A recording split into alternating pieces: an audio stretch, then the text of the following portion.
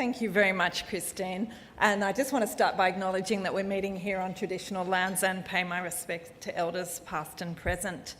Major General Simone Wilkie, fabulous members of the Australian Defence Force, and there's a table of very senior Army women sitting just over there.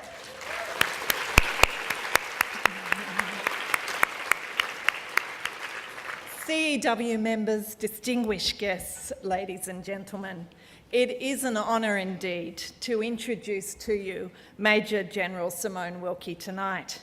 As Christine's outlined, she has a CV like none I've ever seen. But I thought I'd just this evening recount a couple of more personal observations about Simone.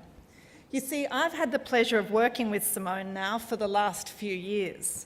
And I have I've observed closely her deep commitment to service, to the protection and well-being of our nation, often in extremely difficult conditions. She's a woman of great talent, courage and resilience, a career soldier with a steely eye, in fact, an outstanding role model for all Australians, and definitely someone you don't want to encounter on the opposite side. And she has so many firsts to her name. She was the first Director General of training for the Australian Defence Force. They're the largest registered training organisation in this country.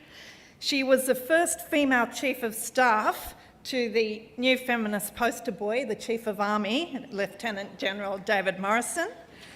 And she was the first female commander in Afghanistan. So may I tell you one story about Simone, which I really think sums up why women's leadership is so important and why Simone's emblematic of all that can be achieved. The story demonstrates a unique perspective that a female leader can bring in the most arduous of circumstances.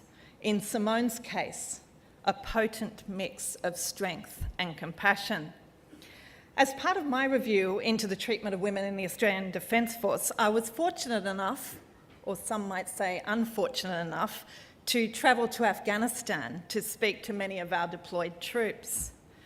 And on arriving in Kabul, I was met by Brigadier Simone Wilkie, as Simone was then. And after telling me all about her defence work and showing me around the base in Kabul, Simone said, "Now Liz, let's get down to tic-tacs. I want to tell you about the shopping." It's like, yeah, I came to Afghanistan for the shopping.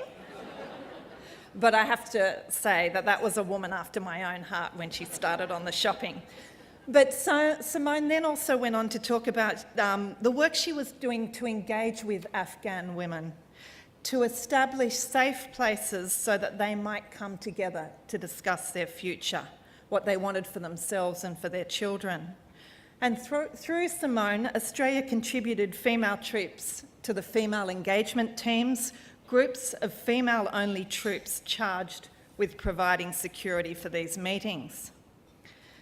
Now, unlike others, Simone was alert to what else could be gained from my visit to Afghanistan, so she had arranged for me to meet with the Afghan Women's Rights Commissioner, a gorgeous woman called Soraya Sobarang, the woman who has my job in Afghanistan.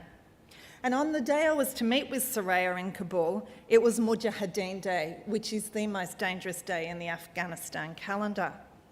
Simone had arranged for me to travel with others in an armour-plated vehicle to meet with Soraya, but that morning the military received intelligence that it would not be safe. Now, most other reasonable, well-intentioned generals, military generals, would have just said, "Look, really sorry, Liz, you can't go, we tried everything, but it's just not possible." Not Simone. She was determined that I would meet with the Women's Rights Commissioner so that I might understand firsthand the issues for Afghan women. So instead of telling me it wasn't possible, she arranged for a Black Hawk to drop in right in front of me, to pick me up with my personally assigned commando team, to take me 4 streets in that direction, drop me down in the front yard of the Australian Embassy where she'd secreted in Soraya. I mean, how impressive was that?